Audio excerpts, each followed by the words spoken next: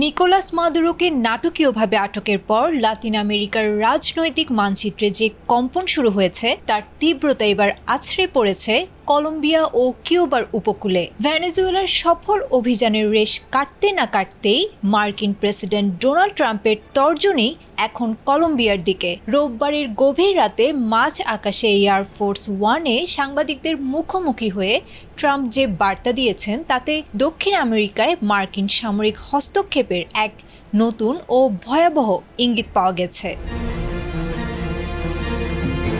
ট্রাম্পের প্রধান নিশানা এখন গুস্তাভো পেত্রো। কলম্বিয়ার এই বামপন্থী নেতাকে অসুস্থ মানুষ হিসেবে অভিহিত করে ট্রাম্প অভিযোগ করেছেন, পেত্রোর শাসনামলে দেশটি যুক্তরাষ্ট্রে কোকেন সরবরাহের প্রধান কারখানায় পরিণত হয়েছে। সাংবাদিকদের সরাসরি প্রশ্নের জবাবে ট্রাম্প কলম্বিয়ায় সামরিক অভিযানের সম্ভাবনাকে নাকচ তো করেননি, বরং একে একটি চমৎকার পরিকল্পনা হিসেবে বর্ণনা করেছেন। ট্রাম্পের স্পষ্ট বার্তা, পেত্রোর দিন ফুরিয়ে এসেছে। কলম্বিয়ার মাদক সন্ত্রাস ও অভ্যন্তরীণ অস্থিতিশীলতা দমনে যুক্তরাষ্ট্র প্রয়োজনে হাঁটবে সরাসরি শক্তি প্রয়োগের পথেই।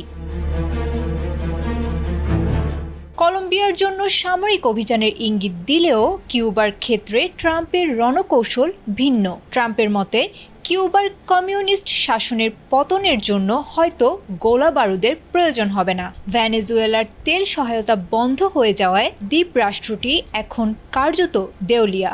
অর্থনৈতিক সংকটে জর্জরিত কিউবার অভ্যন্তরীণ কাঠামো যে কোনো সময় তাসের ঘরের মতো ভেঙে পড়বে বলে ট্রাম্পের বিশ্বাস। কিউবান আমেরিকানদের দীর্ঘদিনের স্বপ্ন পূরণের মাহেন্দ্রক্ষণ চলে এসেছে বলেও দাবি করেছেন তিনি। শুধু কলম্বিয়া বা কিউবাই নয়, ট্রাম্পের হুঁশিয়ারি থেকে বাদ পড়েনি মেক্সিকো। মাদক পাচার ও অনুপ্রবেশকারীদের ইস্যুতে ট্রাম্পের কঠোর অবস্থান লাতিন আমেরিকার দেশগুলোর মধ্যে তৈরি করেছে চরম উৎকণ্ঠা। ভেনেজুয়েলার পর এই অঞ্চলে মার্কিন আধিপত্যের যে নতুন অধ্যায় শুরু হয়েছে তার পরবর্তী দৃশ্যপট কি সরাসরি যুদ্ধক্ষেত্র হবে, নাকি চরম অর্থনৈতিক চাপ সৃষ্টি করবে, সেটাই এখন বিশ্ব রাজনীতির সবচেয়ে বড় প্রশ্ন।